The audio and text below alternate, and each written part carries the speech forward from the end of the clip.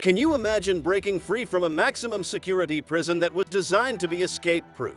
Well, that's exactly what one man accomplished. Hey there, welcome to Fact Dose, where we're dedicated to unlocking the wonders of the world one dose at a time. Today, we're diving into an extraordinary escape story that will leave you on the edge of your seat.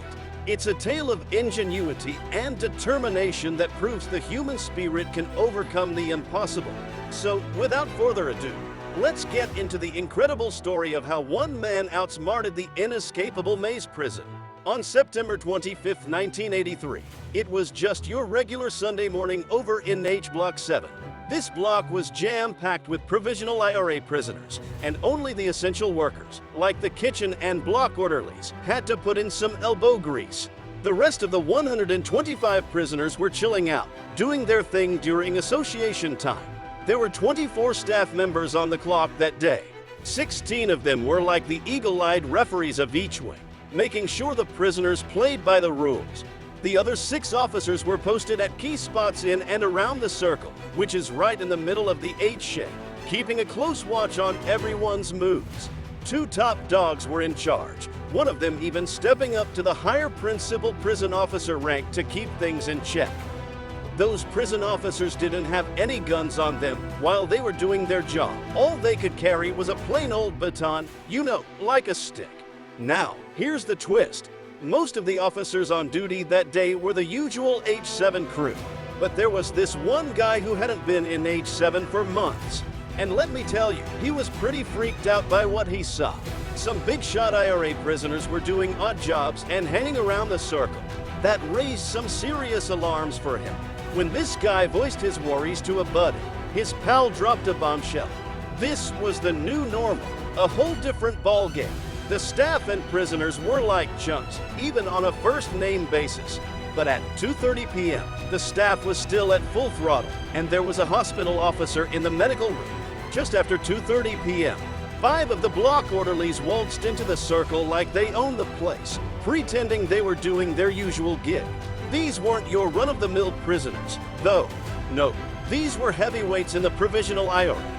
Brendan Bick McFarland, Brendan Meade, Robert Bobby Story, Jerry Kelly, and Tony McAllister. They were all having a hard time with some nasty terrorist stuff. McFarland, Meade, and McAllister were lifers for murder. Kelly had 2 life sentences for setting off bombs in London that hurt about 200 innocent people. Story was looking at 18 years for having guns and ammo. It was a seriously wild crew. Right after they strolled into the circle, McFarland was given the green light to head out through the main entrance to the front yard, where the trash bins hung out. Within a minute or so, McFarland made his way back into the secure entrance lobby of the block. Now, things were getting sneaky. Meade went up to Senior Prison Officer Smiley, who was the second in command and was standing there in the circle. Meade wanted a private chat about some personal problem, and Smiley was like, "Sure, let's talk." They headed into the PPO's office, where acting PPO George was doing his thing at his desk. As they stepped into the office, Meade shut the door. At the same time, Kelly was posted near the entrance to the block communication room. This place was supposed to be like Fort Knox, with direct connections to the emergency control room through radios, phones, and a panic alarm system. Plus, they kept all the keys to the kingdom in there. In this tense situation, the communication room in H Block 7 was locked up like a fortress, secured by a solid door with a high-security lock and an outer metal grill gate. However, due to a design flaw in the H blocks, there was no proper ventilation in these rooms. As a result, it wasn't uncommon for officers working inside to leave the solid door open and rely solely on the grill gate for security. Things took a dangerous turn when Meade entered the PPO's office and brandished a firearm, threatening both officers present. SPO Smiley made an attempt to deflect the gun, but Meade struck him and threatened to shoot PPO George. Simultaneously, McFarland got a hold of the officer at the lobby gate and took his keys, while Kelly aimed a gun through the grill gate at the officer on duty, John Grizzly Adams, instructing him to open the gate and lie on the ground. Story and McAllister stormed into the staffy room, waving firearms and ordering everyone to get down. Prisoners had the freedom to move between wings, allowing them to position themselves strategically to keep an eye on the circle. which was crucial to their escape plan. Once they took control of the circle, the lookouts returned to their respective wings, where they promptly attacked and overpowered the officers who had granted them access. The situation escalated when one of the escapees, Jerry Kelly, allegedly shot Officer John Adams, but the shots were not heard outside the prison. In the chaos, the inmates stabbed, threatened, and held the remaining officers at gunpoint. One officer, James Ferris, was fatally stabbed while attempting to raise the alarm. As the prisoners assumed control of the entire block area, they dressed in prison officers' uniforms and prepared themselves to seize a kitchen truck as part of their escape plan.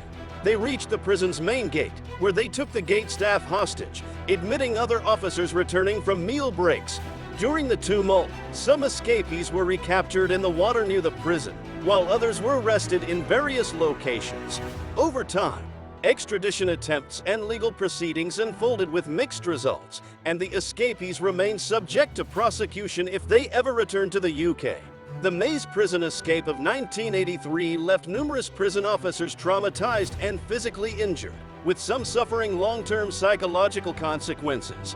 The security forces enacted contingency plans, leading to the recapture of several escapees, but the incident left a lasting mark on the history of the conflict in Northern Ireland. And there you have it, the incredible story of how one man outsmarted the impossible in Maze prison. If you enjoyed this remarkable tale, don't forget to like, share, and subscribe to Fact Dose for more intriguing facts from around the world. Thank you for joining us today. And remember, there's a world full of incredible stories waiting to be discovered.